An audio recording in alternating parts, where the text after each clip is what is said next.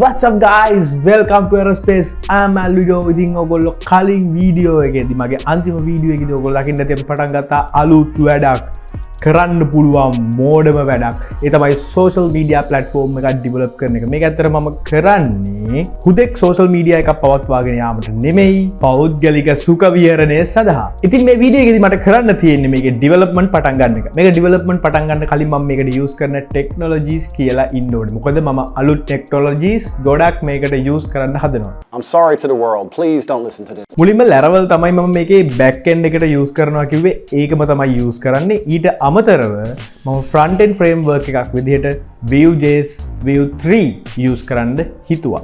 Vue 3 කියන්නේ JavaScript framework එකක්. ඒ වගේම තමයි මේක Vue 2 විදිහට ගොඩ කාලයක් තිබිලා ඒකේ අලුත් version එකක් විදිහට Vue 3 ඇවිල්ලා තියෙනවා. ඉතින් මේක ගොඩක් lazy UI UX development වලට සහ front end development වලට.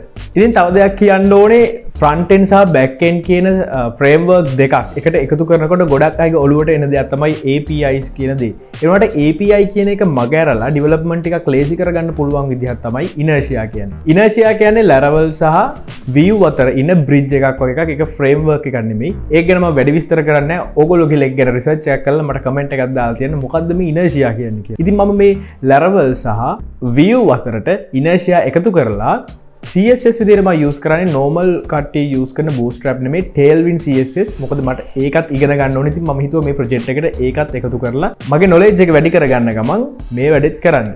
ඉතින් මේ වීඩියෝ එකේදී මම කතා කරන්නේ මගේ UIs ටික කොයි වගේ තියෙන්නේ කියලා. මොකද මට මුලින්ම develop කරන්න තියෙන UIs ටික. ඉතින් මේ වීඩියෝ එකෙන් පස්සේ මම UI ටික develop කරන්න පටන් ගන්නවා. මම මේකට සරල UI එකක් තමයි තෝරගන්න හිතුවේ. ඒ වගේම තමයි ඔයගොල්ලෝ දැකලා තියෙනවා WhatsApp desktop එක. WhatsApp එක web browser එකෙන් use කරනකොට සහ WhatsApp desktop app එකේදී එන view එක විදිහට ඒ විදිහට සරල view එකක් තමයි මම මේකට use කරන්නේ. මොකද කට්ටියට user friendly වෙන්න ඕනේ. මේ වගේ අලුත් platform එකක් දෙනකොට. ඉතින් මේකේ social media වගේ photos videos share කරන්න දෙන්නේ නැති නිසා මම බැලුවේ ෆබීලියම chat system එකත් එක්ක යන හොඳ UI එකකට යන්න. ඉතින් ඒකට තියෙන මට හොඳම විසඳුම තමයි WhatsApp. මොකද ලංකාවේ WhatsApp තරම් ගොඩක් use වෙන chat app එකක් තියෙනවා කියලා මම හිතන්නේ නැහැ. ඉතින් ඔයත් මේ වගේ මෝඩ වැඩ කරන කෙනෙක් නම් දන්නේ නැති ටෙක්නොලොජිස් ගොඩක්ම use කරලා මේ වගේ වැඩ කරන්න. එතකොට වැඩේ ඉවර වෙද්දී ඔය ටෙක්නොලොජි එක දන්නවා දන්නේම නැතුව. එහෙනම් අපි දැන් යමු මගේ UI එක මොන වගේ විදිහට plan වෙන්නේ කියලා. මම ඔයගොල්ලන්ට දැනටමත් අදහසක් දීලා තියෙන්නේ. ඒ වුණාට අපි බලමු කොහොමද ඒක මම plan කරගන්නේ කියලා. ඉතින් මේ වීඩියෝ එක පටන් ගන්නකොට ගිය intro එක වගේ එකේදී මම ඇත්තටම project එක install කරගත්තා. අපි දැන් බලමු UI එකේ structure එක මොන වගේද කියලා බලන්න. ඊට පස්සේ අපි UI එක develop කරන්න පටන් ගන්න කොහොමද ඒ වගේ දේවල් ගැන කතා කරමු. එහෙනම් අපිට ටක් ගාලා යමු මේක UI එක plan කරගන්න. මම මේකෙදී user ගොඩක් test කරන්නයි හදන්නේ. මම user දවසේ වැඩිපුරම පාවිච්චි කරන UI එකට සමාන UI එකක් design කරනවා. ඒක තමයි WhatsApp එක. මේ තියෙන WhatsApp desktop එකේ view එක. WhatsApp desktop එකේ මොකක් හරි මෙහෙම click කරාම අපිට ඒකට අදාළ contents මේ විදිහට හම්බ වෙනවා. ඊට පස්සේ මේ විදිහට chatbot එකක් එනවා. chat box එකක් එනවා. මේ විදිහට තමයි WhatsApp desktop එක. මට මේකේ වැඩිපුර add කරන්න තියෙන්නේ user profile එකක්. ඒකට ගැලපෙන විදිහේ අලුත් view එකක්.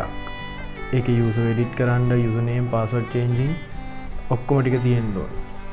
මම සම්පූර්ණයෙන්ම WhatsApp desktop එකේ copy එකක් තමයි හදන්න හදන්නේ. අපි බලමු මේකට user කොච්චර ඇබ්බැහි වේද කියලා. දවසේ වැඩිපුරම වෙලාවක් use කරන UI එකක් ආයෙමත් දකින්න හම්බෙද්දී user සමහරක් විට මේක වැඩිපුර වෙලාවක් කරන් දෙන්න පුළුවන්. සමහරක් විට user අප්‍රිය වෙන්න පුළුවන්. බලමු මේක ටෙස්ට් කරලා. ඉතින් ඒ වගේ සරල UI plan එකක් එක්ක තමයි මම මේක develop කරන්න පටන් ගත්තේ. ඉතින් මම ඊළඟ වීඩියෝ එකේදී මේක UI එක සම්පූර්ණයෙන් ඉවර කරලා තමයි මම ඊළඟ වීඩියෝ එක ගේන්නේ. එතකොට ඔයගොල්ලන්ට බලන්න පුළුවන් මගේ UI එක මොන වගේද function වෙන්නේ කියලා. ගොඩක් දුරට back end එකත් ඒ වෙද්දී ඉවර වෙයි. ගොඩක් දුරට.